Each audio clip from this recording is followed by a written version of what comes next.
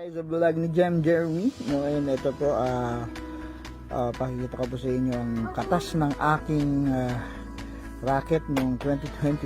Ito po, di naman ako nag-upgrade. Nagdagdag lang ng gadget sa guitar and keyboard. So ito siya, pakikita ko sa inyo.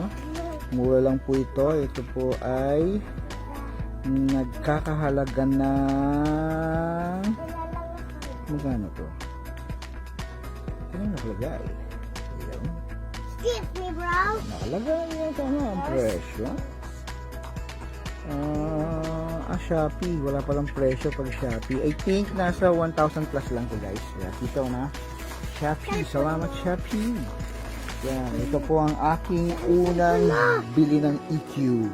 This is EQ. Siyempre, China lang yan guys. Pero Newer 10 band EQ. Kaya ko siya binili kasi 10 band siya. Tapos mura lang. So, importante po ang EQ ninyo. So, alam ko bumili ako ng compressor doon. Nasira yung compressor ko sa gig. Napasukan ng 48 volts yata yun, yung phantom power. So, nasira. So, ngayon, ito yung aking mga upgrade.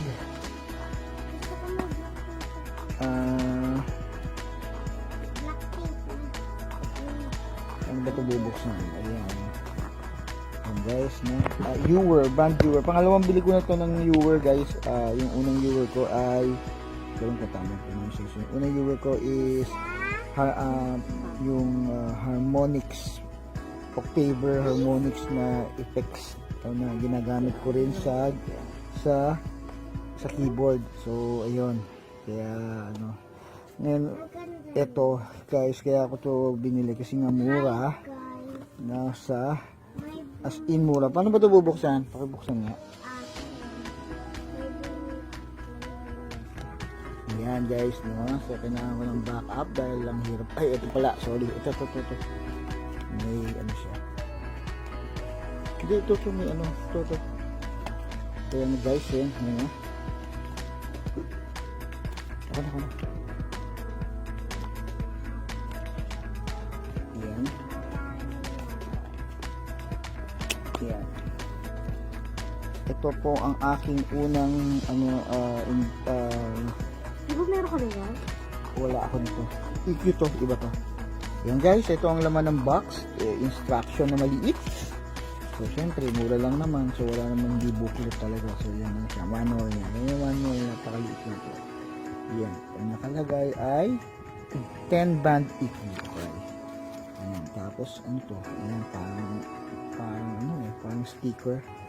Okay, so yun siya guys. Stamp. Wow, ganda. So guys, maganda siya guys. Ayan. Ang maganda kasi dito guys, this is 10 band. Kaya mas matitimpla mo ng ayos. So, yan siya guys. Hindi ko pa siya nasusubukan. I'll try na i-demo siya na sa guitar or sa keyboard kasi gagamitin dual purpose naman to. So ganda, solid guys, no?